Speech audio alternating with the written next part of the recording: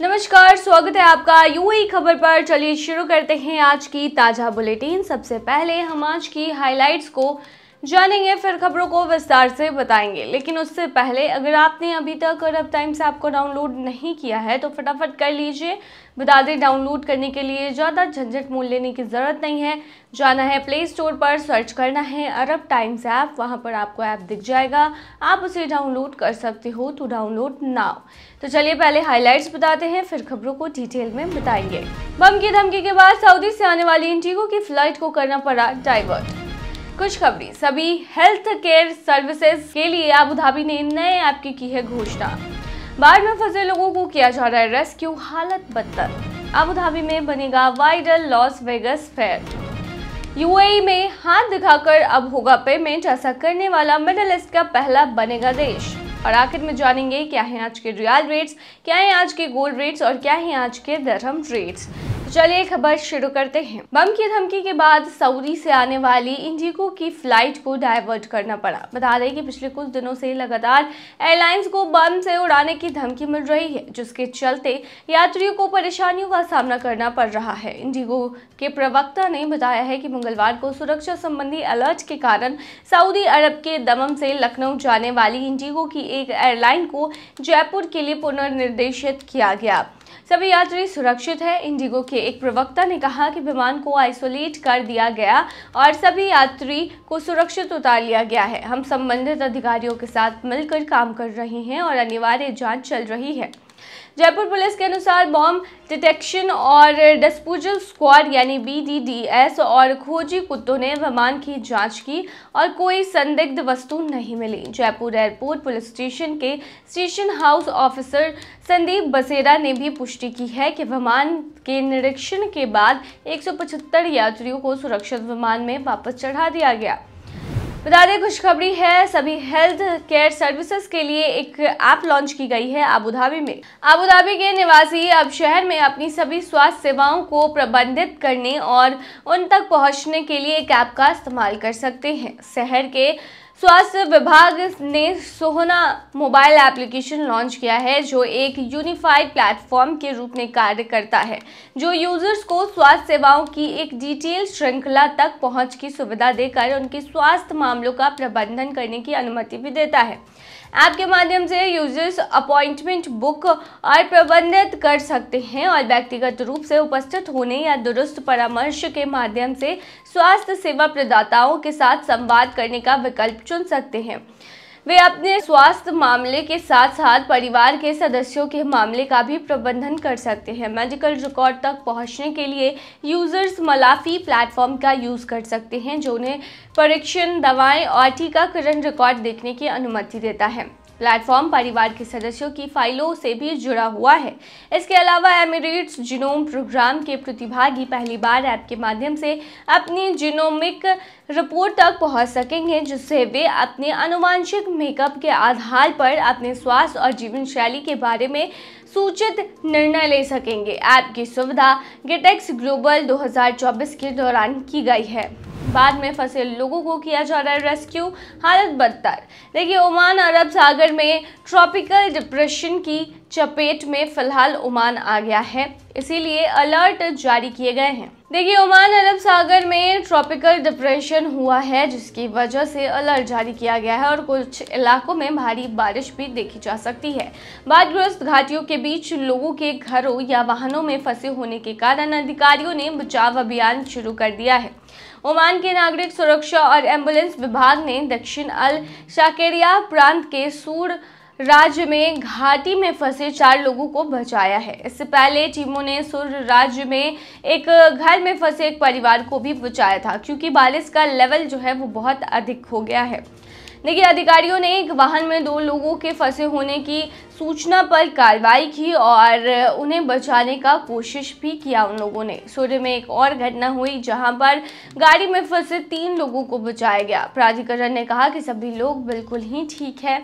अधिकारियों ने नागरिकों और निवासियों से घर के अंदर रहने और मौसम की स्थिति और सुरक्षा उपायों के बारे में आधिकारिक अपडेट की निगरानी करने का आग्रह किया है। देश के विभिन्न क्षेत्रों में अलग अलग तीव्रता की बारिश देखी जा सकती है। इससे पहले कई खतरों की पूर्व चेतावनी के लिए राष्ट्रीय केंद्र ने कई क्षेत्रों में 40-90 मिलीमीटर की भारी वर्षा का पूर्वानुमान लगाया था। अबू धाबी में बनेगा viral loss Vegas fair. Abu Dhabi के संस्कृति और पर्यटन विभाग ने मंगलवार 15 अक्टूबर को घोषणा की कि संयुक्त अरब अमीरात की राजधानी में ऐतिहासिक लास वेगस का फेयर बनने जा रहा है, जहां निवासी और विजिटर्स इवेंट, कॉन्सर्ट्स और शो का बिल्कुल नए तरीके से आनंद ले सकेंगे। प्राधिकरण ने यह निर्दिष्ट नहीं किया कि इस फेयर कहां स्थित होगा। हालांकि यह उल्लेख किया गया कि इस फेयर अमीरात में एक प्रमुख स्थान पर होगा। स्फेयर एंटरटेनमेंट के कार्यकारी अध्यक्ष और मुख्य कार्यकारी अधिकारी जेम्स एल डोलन ने कहा कि स्फेयर लाइव मनोरंजन को फिर से परिभाषित कर रहा है, अपने परिवर्तनकारी प्रभाव की पहुंच बढ़ा रहा है। डीसीटी अबू धाबी के अध्यक्ष मोहम्मद खलीफा अल मुबारक ने कहा कि हम स्फेयर एंटरटेनमेंट के साथ साझेदारी में स्फेयर को अबू धाबी में लाने के लिए उत्साहित हैं, जो हमारे निवासियों और विजिटर्स को एंटरटेन करने का एक असाधारण नया रूप प्रदान करेगा, जहां विजिटर्स ना भूलने वाला अद्भुत एक्सपीरियंस का आनंद ले सकेंगे। यूएई में हाथ दिखाकर अब होगा पेमेंट। ऐसा करने वाला मिडिल ईस्ट का पहला देश बनेगा यूएई। वर्तमान में टेक्नोलॉजी काफ़ी बढ़ रही है। अब ज़्यादातर लोग पेमेंट करने के लिए ऑनलाइन तरीके को एक्सेप्ट करते हैं, अपनाते हैं। इसके लिए अलग अलग एप्लीकेशन का इस्तेमाल किया जाता है, लेकिन यूएई में अब क्रेडिट कार्ड और डिजिटल एप्लीकेशन के जरिए पेमेंट करने और पैसे निकालने के ऐसे तरीके जल्द ही पुरानी बात हो जाएगी। आने वाले समय में यूएई में सिर्फ हाथ की हथेली का इस्तेमाल करके तेज और बिना किसी रुकावट के पेमेंट की जा सकेगी और पैसे निकाल सकेंगे। ऐसा करने वाला यूएई पहला देश होगा। इस पाम आईडी टेक्नोलॉजी को यूएई के सेंट्रल बैंक के सहयोग से federal authority for identity, citizenship, custom and food security यानी कि आईसीपी से बनाया जा रहा है। यह पब्लिक और प्राइवेट सेक्टर दोनों से जुड़ा होगा। गिटेक्स ग्लोबल 2024 में आईसीपी के स्टैंड पर प्रदर्शित किया जा रहा है। इसे यह वर्तमान में ट्रायल फेज में है। यह डेवलपमेंट यूएई विजन 2031 प्रोग्राम का हिस्सा है। यह आखिरी डेवलपमेंट होगा। हर शख्स की हथेली की नसें अलग अलग होती हैं। लोग आईसीपी प्लेटफॉर्म पर पाम बायोमेट्रिक करेंगे। पाम आईडी का इस्तेमाल करके मेट्रो स्टेशन जैसी भीड़ भाड़ वाली जगहों पर भी इस्तेमाल इसका किया जा सकेगा। मेट्रो तक पहुंचने के लिए लोग मेट्रो कार्ड की जगह हथेली का इस्तेमाल कर सकेंगे। फिजा कार्ड से कई सेक्टर में बम्पर डिस्काउंट ऑफर तुरंत कर सकते हैं आवेदन। संयुक्त अरब अमीरात में जिस व्यक्ति के पास फिजा कार्ड है, इससे कई स्थानों पर बम्पर डिस्काउंट का लाभ भी मिलता है। इस कार्ड की वजह से ग्राहकों को health care, beauty, entertainment, food सहित हॉस्पिटल बिल पर भी बम्पर डिस्काउंट ऑफर दिया जाता है। इसके अलावा कार इंश्योरेंस, होटल और ट्रैवल पैकेज पर भी ग्राहकों को बढ़िया छूट दी जाती है। यूएई में रहने वाले ऐसे लोग जो सरकारी या सेमी सरकारी संस्थाओं में काम कर रहे हैं, आंतरिक मंत्रालय के कर्मचारी, प्राइवेट सेक्टर में काम करने वाले यूएई नागरिक, फ्रंटलाइन हीरोज और ह्यूमन मेंबर्स इस कार्ड के लिए आवेदन कर सकते हैं। अगर आप इस कार्ड के लिए आवेदन करना चाहते हैं तो इस बात का ख्याल रखना होगा कि चुनिंदा संस्थाओं के कर्मचारी को ही इस कार्ड के लिए आवेदन करने की अनुमति होती है। इससे पहले कंपनी कोड का आवेदन करना होगा। कंपनी कोड के बाद अपनी निजी जानकारी एंटर करनी होती है और फिर बाद में वेरिफिकेशन के लिए एसएमएस आपको भेज दिया जाता है। चलिए आखिर में बताते हैं क्या है आज के रियल रेट्स, क्या है आज के गोल्ड रेट्स और क्या है आज के दिरहम रेट्स।